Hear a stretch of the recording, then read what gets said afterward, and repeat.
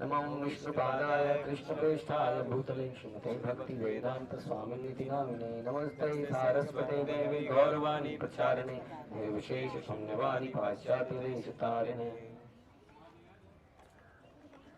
जय जय श्री चैतन्य जय नित्यानंद जय अद्वैत चंद्र जय गौर भक्तवृंद। जय जय श्री चैतन्य जय नित्यानंद जय अद्वैत चंद्र जय गौर भक्तवृंद। जय जय श्री चैतन्य जय नित्यानंद जय अद्वैत चंद्र जय गौर भक्तवृंद। तो अभी हम जिस जगह में हैं इसका नाम है टोटा गोपीनाथ। तो टोटा शब्द जो है एक गार्डन को रिप्रेजेंट करता है, उद्यान। ये उद्यान अभी भी उद्यान जैसा ही है। तो इस उद्यान में जो गोपीनाथ हैं, गार्डन में रहने वाले गोपीनाथ, टोटा गोपीनाथ। तो गोपीनाथ के बहुत नाम पड़े, कहीं पर खीर चोर हो गए, कहीं पर टोटा हो गए। खीर चोर गोपीनाथ को आप लोग कल देखेंगे। तो यहाँ पर भगवान चैतन्य महाप्रभु के बहुत ही क्लोज एसोसिएट, जिनका नाम था गदाधर पंडित। गदाधर पंडित भगवान की हिलादनी शक्ति है, हिलादनी शक्ति एक्सटेंशन है। और गदाधर पंडित जो है इसी जगह में रहे और ये विग्रह जो है गदाधर पंडित द्वारा पूजित है, सेवित है। वही इनकी यहाँ सेवा करा करते हैं। तो गदाधर पंडित एक ऐसा करेक्टर है कि उनके बारे में कितना कहा जाए वो कम है। चैतन्य चरितामृत या आदि ग्रंथों से हम लोग कुछ ही चर्चा यहाँ पे कर रहे हैं। तो गदाधर पंडित भगवान के साथ नवदीप में रहा करते थे और उसके बाद में जब चैतन्य महाप्रभु यहाँ पर आ गए तो वो इसी जगह पर यहाँ पर आ गए और यहाँ पर रहने लगे और हमेशा ही भगवान के रस में ये डूबे रहते थे। ऐसा कहते हैं गदाधर पंडित प्रभुर आगे बस ही पड़े भागवत सुधा ढाले राशि राशि। श्री गदाधर पंडित श्री चैतन्य महाप्रभु के आगे बैठकर भागवत पढ़ा करते हैं, मानो वे अमृत की असीमित वर्षा कर रहे हों। तो हमारा जो परंपरा है उसमें मुख्य चीज क्या है? श्रवण, भगवान की कथाओं का श्रवण।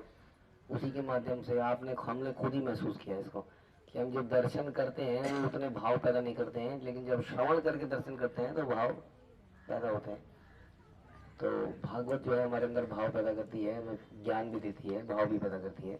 तो ये भागवत का नित्य यहाँ पर चर्चा होती थी चैतन्य महाप्रभु गदाधर पंडित के साथ। इस स्थल में आकर महाप्रभु को वृंदावन का स्मरण हो जाता था। ये जगह इसी तरह की है, अभी भी देख सकते हैं। कुछ तो यहाँ मुझे लग रहा है कुछ लीला स्थलियां बनाने का प्रयास कर रहे हैं लोग। हाँ, कुछ ऐसा बनाया जा रहा है इसको। तो ये जगह देखते ही महाप्रभु को वृंदावन याद आ जाता था। अतः वे उसी भावना से निमग्न रहते थे। उन्हें यहाँ स्थित चटक पर्वत से गोवर्धन की स्मरण होता था। तो यहाँ के पास में ही चटक पर्वत कुछ पर्वत नहीं है। ऐसा कहते हैं कि हवा जब चलती है तो बालुओं से एक ऐसा ढेर सा बन जाता है, लेकिन वो पर्वत नहीं है ना, एक तरह से चटक पर्वत है वो। तो एक ढेर सा लग गया बालू का कहीं पर, और बालू का ढेर लग के क्या लगा महाप्रभु को? क्या आ गए? गोवर्धन। तो सोचिए जो जिसका स्मरण उसी में होगा निरंतर, उसको वैसी कोई हल्की सी भी चीज दिखेगी तो हाँ, जैसे कि हम लोग जब मतलब तमाल वृक्ष को देखते हैं तो हम क्या याद होता है? तमाल वृक्ष के रंग को देख के कृष्ण स्मरण आते हैं। मोर के गहरे नीले रंग को देख के कृष्ण स्मरण आते हैं। जैसे बादल आते हैं एकदम से हमें कृष्ण स्मरण होते हैं। तो दीवारों को दीवानगी के लिए कोई वो जो हल्की सी भी लक्षण मिलता है तो उसको वही दिमाग में आता है। तो वैसे ही भगवान के भक्त भगवान के लिए निरंतर पागल है, इसलिए कोई भी ऐसी चीज मिलती है तो इसलिए वो बालू का ढेर है जो कि टेम्परेरी ढेर है एक तरह से, उसको देख करके उन्हें गोवर्धन स्मरण होते थे। और उसके बाद में समुद्र दर्शन करने से यमुना। अब बताइए कहाँ समुद्र और कहाँ यमुना? हाँ, कितना डिफरेंस है देखा जाए तो। समुद्र दर्शन से यमुना, विशाल वृक्ष दर्शन से वंशीवट का स्मरण हो जाता था। तब अत्याधिक कृष्ण विरह से उनका हृदय व्याकुल हो जाता था। कहाँ पर? इसी जगह पर। और वो अपने प्राणनाथ कृष्ण को ढूंढते रहते थे। ऐसे ही एक दिन भागवत श्रवणादि से महाप्रभु के हृदय में वृंदावन स्फूर्ति जा गई और उन्होंने क्या किया?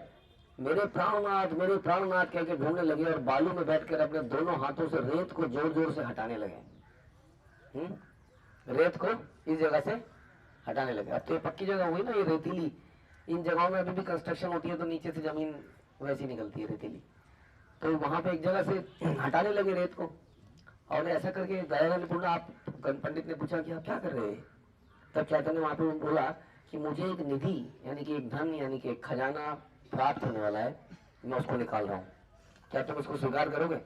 तो गदाधर पंडित ने बोला कि जो भी आप मुझे देंगे उसको मैं अपने मस्तक का आभूषण बना के रखूंगा। तब महाभाव को प्रकट करते हुए चैतन्य महाप्रभु ने बोला, ये गदाधर देखो मेरे प्राणनाथ के विग्रह का मुकुट। उन्होंने जब जमीन से रेत हटाई तो क्या हाथ में आया? मुकुट हाथ में आया। हाँ, और उसके बाद में से पूरे के पूरे गोपीनाथ विग्रह बाहर आ गए। इस जगह से गोपीनाथ जी जो अंदर बैठे हैं, बैठे हैं खड़े? बैठ गए, बैठ गए, आप बैठ गए। कृष्ण जो है त्रिभंग अवस्था में रहते हैं, खड़े होके बैठ के, खड़े होके ना, तो फिर खड़े या बैठे हैं? बैठे बैठे हैं। ये एक एक्सेप्शन है। तो बद्रीनाथ के विग्रह आप देखते हैं, नारायण जी बैठे हैं और ये यहाँ पर गोपीनाथ जी बैठे हैं। तो पूरा गोपीनाथ जी लेकिन जब निकले तो बैठे हुए निकले, खड़े हुए निकले? खड़े हुए। मतलब विग्रह बैठ गए? हाँ जी। तो विग्रह थक गए मतलब? नहीं, भक्त वत्सल होते हैं ना। ओके। तो तब भक्तों की सहायता से चैतन्य महाप्रभु ने मिट्टी से सारे विग्रह को निकाला। महाप्रभु सर्वप्रथम इस विग्रह को गोपीनाथ कहकर संबोधित किया। लेकिन धीरे धीरे इस ज्ञान में रहने के कारण उनका नाम पड़ गया गोपीनाथ, टोटा गोपीनाथ। वृंदावन दास ठाकुर कहते हैं, गदाधर भवन मोहन गोपीनाथ आछे न जे हेन नंद कुमार साक्षात, आपने चैतन्य ताने करी आछे कोले, हाथी पाषंडी से विग्रह देखी भूले, देखी शो मुरली मुख अंगेर भंगीमा, नित्यानंद आनंद अष्टो नहीं सीमा। गदाधर के भवन में महान परम मोहन गोपीनाथ साक्षात नंद कुमार की भांति विराजमान है। स्वयं चैतन्य महाप्रभु ने उन्हें गोद में धारण किया है। अतिशय पाखंडी भी उस विग्रह को देखकर अपने आप को भूल जाता है। श्री मुरलीधर के मुख तथा अंगों की भंगिमाओं को देखकर नित्यानंद प्रभु में आनंद अश्रु की कोई सीमा नहीं। नित्यानंद प्रभु ने या गौरांग महाप्रभु ने सबने जब भगवान को देखा तो आनंद की सीमा इनकी नहीं रही। अब क्वेश्चन ये आता है, खड़े हुए बैठे हुए, खड़े बैठे खड़े बैठे। तो चर्चा इस प्रकार से है कि महाप्रभु ने गदाधर पंडित को यहाँ विग्रह की सेवा दे दी थी और इस विग्रह की सेवा के लिए उन्हें क्षेत्र संन्यास मिल गया था कि आप इस जगह से जाओगे नहीं, क्योंकि आप निरंतर यहाँ विग्रह की सेवा करोगे। तो यहीं पर वो निरंतर रहे। अब जब वो सेवा करने लगे तो धीरे धीरे उनकी उम्र बढ़ गई और देखा जाए तो गोपीनाथ बड़े अभी बैठने के बाद भी खड़े जैसे लगते हैं और कपड़े इस तरह से पहनाए जाते हैं कि वो खड़े ही लगते हैं। उनका जो नीचे का घाघरा सा, हाँ, वो इतना चौड़ा सा है कि पता नहीं चल रहा है कि बैठे हैं।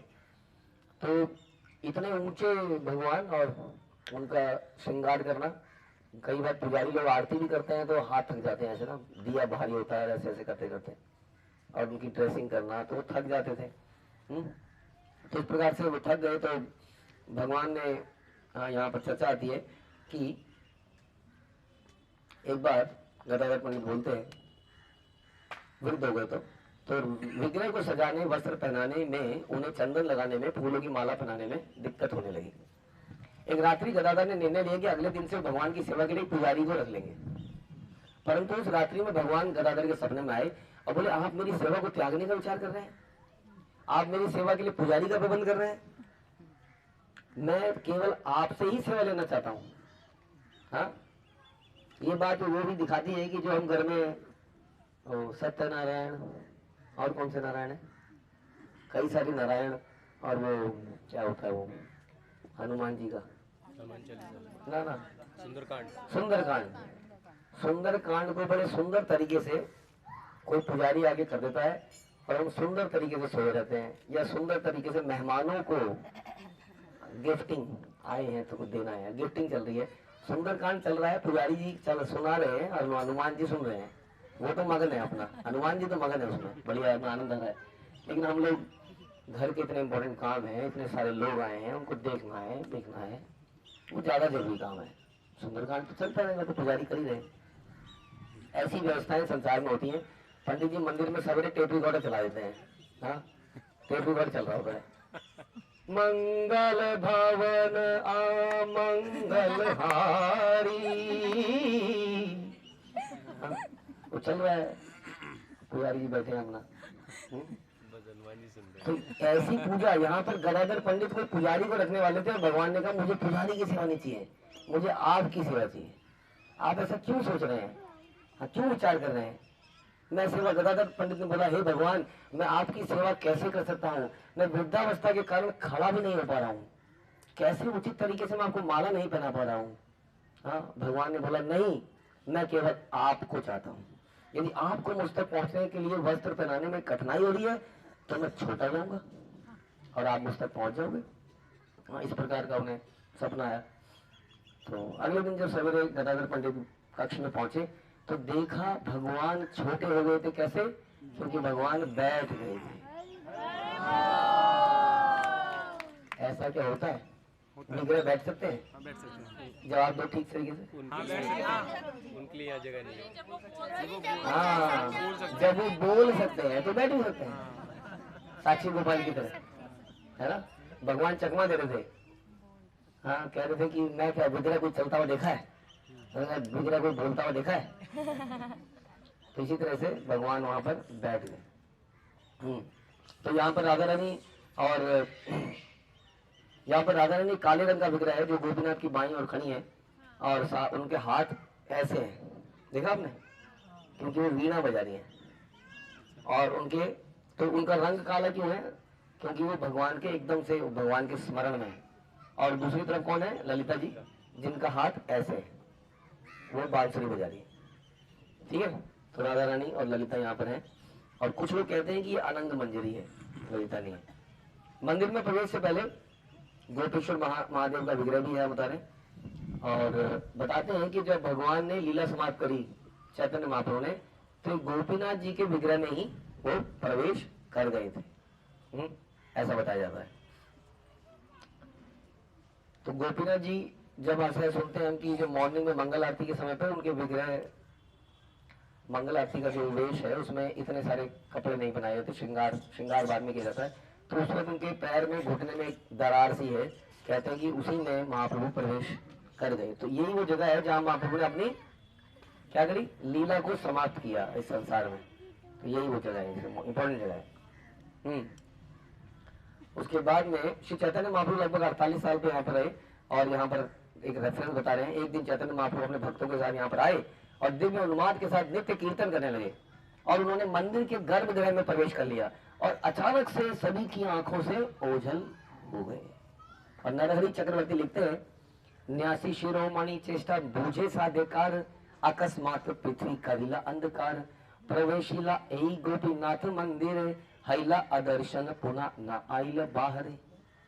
तो सन्यासियों के शिरोमणि चैतन्य महाप्रभु की लीलाओं को समझने का सामर्थ्य किसमें है? एक दिन पृथ्वी को उन्होंने अंधकारमय कर दिया, क्योंकि वो गोपीनाथ के मंदिर के भीतर प्रविष्ट हुए और उसके बाद अदृश्य हो गए और मंदिर से बाहर कभी नहीं आए।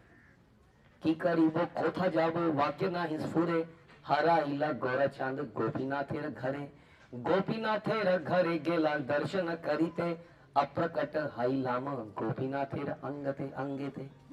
मैं क्या करूं, मैं कहां पर जाऊं, अब कोई वाक्य स्फुरित नहीं होता है, क्योंकि श्री गौर चंद्र गोपीनाथ के मंदिर में गुम हो गए हैं। वे गोपीनाथ मंदिर में दर्शन करने तो गए थे, परंतु गोपीनाथ के अंग दिव्य देह में ही अप्रकट हो गए। इस प्रकार से हुआ। और बहुत सारी लीलाएं यहाँ पर हम सुनते हैं। महाप्रभु गदाधर पंडित से यहाँ पर नित्य आकर क्या करते थे? भागवत श्रवण करते थे। और भागवत में भी खास तौर पर क्या श्रवण करते थे? ध्रुव महाराज और प्रहलाद महाराज की कथाएं, जिनको बताते हैं कि 100 से बार उन्होंने यहाँ पर सुना। और सुनते सुनते क्या होता था, दोनों रोते थे और रोने के कारण उनकी आंखों से आंसू गिरते थे। आंसू गिरने से भागवत की स्याही मिट जाती थी और भागवत बेकार होती चली जाती थी। और उस जमाने में दूसरी कॉपी मिलती नहीं थी। दूसरी कॉपी का मतलब है कोई व्यक्ति ओरिजिनल ग्रंथ से लिखेगा और उसकी एक कॉपी बनाएगा, तो इतना मुश्किल हुआ करता था। तो भागवत की यह हालत हो गई थी। ऐसा भाव में दोनों यहाँ पर बैठ के सुना करते थे। ऐसे बताते हैं कि गदाधर पंडित जो है रोहिणी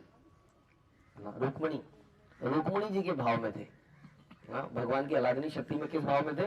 रुक्मणी जी के भाव में थे। रुक्मणी जी का क्या भाव है कि भगवान की बहुत सेवा में लगी हैं, बड़ी आदर सत्कार प्रेम से, यानी कि अगर भगवान जी डांट देंगे तो चुपचाप सुन लेंगे, हल्का सा संकेत करेंगे कि वैसे ही करेंगी। राधा रानी का कैसा भाव है?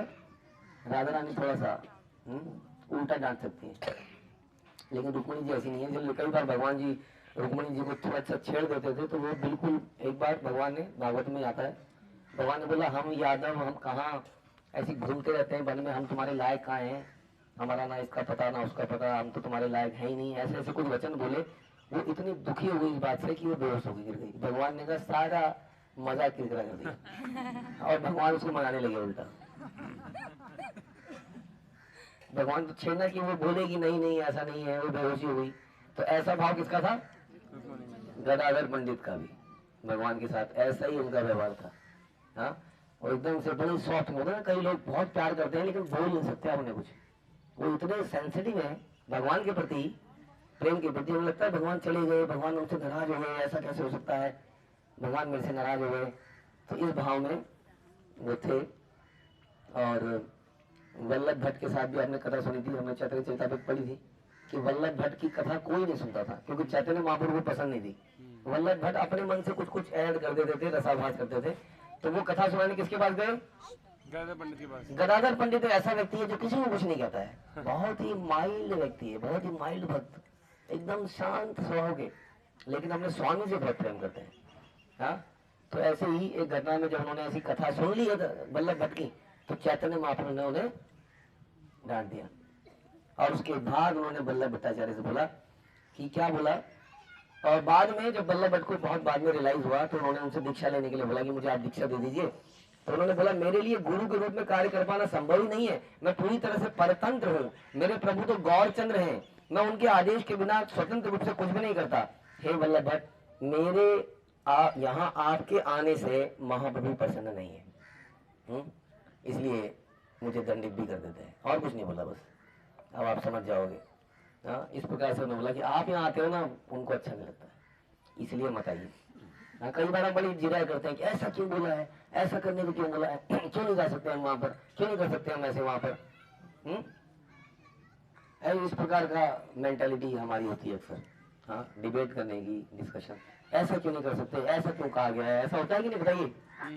होता है, आप लोगों के दिमाग में आता है इतना क्यों करना है, ये क्यों करना है, ऐसा क्यों कर दिया, ये करने को क्यों कर दिया, ये किताब पढ़ने को मना क्यों कर दिया, इस जगह में जाने को मना क्यों कर दिया, इसकी पूजा करने को मना क्यों कर दिया।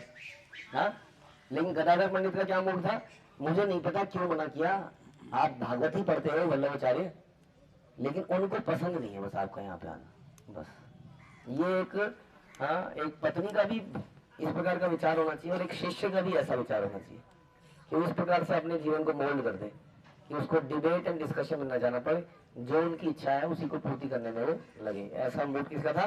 गदाधर पंडित का था। तो गदाधर पंडित ने क्षेत्र संन्यास ले लिया था। आप जानते हैं कि इस जगह में वो गोपीनाथ जी की सेवा करते थे।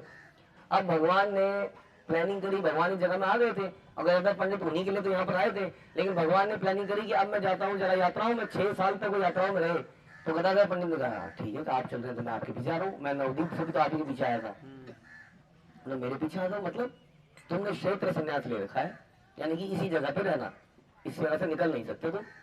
हाँ, उसके बाद में हाँ, तो उन्होंने बोला क्षेत्र से, तो उन्होंने कहा जहाँ आप हैं वही मेरा क्षेत्र है। हाँ, ये मैंने क्षेत्र संन्यास ले रखा है, तो जहाँ जहाँ आप है वही वैकुंठ है, वही धाम है, वही सब कुछ है, तो मैंने उसी का संन्यास ले रखा है। हाँ, तो उन्होंने बोला अच्छा तो गोपीनाथ जी की सेवा कैसे होगी फिर, तुम चले जाओगे तो? उन्होंने कहा आपके चरण देखने से गोपीनाथ जी की लाखों सेवाएं हो जाती हैं। तो आपके चरण के दर्शन करूंगा, चरण की सेवा करूंगा, गोपीनाथ जी की सेवा हो जाएगी। सोचेगा तुम बेकार की बात कर रहे हो, ये दोष मेरे ऊपर लगेगा, तुम जो कर रहे हो ना ये सब गड़बड़, ये मेरे ऊपर इसका दोष लगेगा। तो कहता महाप्रभु आप सारा दोष मेरे सर पे मार दीजिए और मैं आपको एक तरीका बताता हूँ, मैं आपके साथ जाऊंगा ही नहीं, मैं आपसे अलग चला जाऊंगा, मैं आपसे पहले निकल जाऊंगा, तो मैं आपके साथ तो गया ही नहीं, तो आपके सर पे दोष लगेगा क्यों? मैं जाऊंगा नवदीप में सची माता से मिलूंगा, लेकिन आपकी वजह से नहीं जा रहा हूँ, मैं तो अलग से जा रहा हूँ।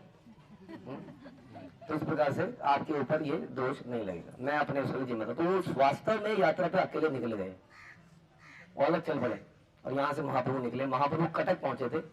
हाँ, तो कटक समझ गए आप, कटक पहुंचे मतलब साक्षी गोपाल के वहां पहुंचे। तो वहां पर पहुंचे तो महाप्रभु को हृदय में प्रेम आया, महाप्रभु ने बुला लिया, बुला लो उसको, और साथ साथ पीछे पीछे चल रहे, लेकिन महाप्रभु अपनी बातों के पक्के थे। हाँ, तो महाप्रभु जब नदी को क्रॉस कर रहे थे उस जगह पे उसके बाद फिर से उन्होंने गदाधर पंडित को समझाया कि तुम्हें ऐसा रहना चाहिए, ये करना चाहिए, यदि तुम यहाँ से आगे मेरे साथ गए तो तुम मेरी निंदा कर रहे हो। अब क्या बोले इसके आगे। तो वहीं पर बेहोश होके गिर गए और महाप्रभु नाव में बैठे।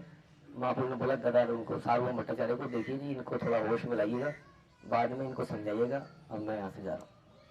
तो इस प्रकार से बाद में सार्वभौम भट्टाचार्य ने कैसे उनको समझाया होगा आप सोच सकते हैं। ऐसा भाव उनका था, इतने विनय में वो रहते थे भगवान के। तो गदाधर पंडित, बहुत सारी कथाएं हैं।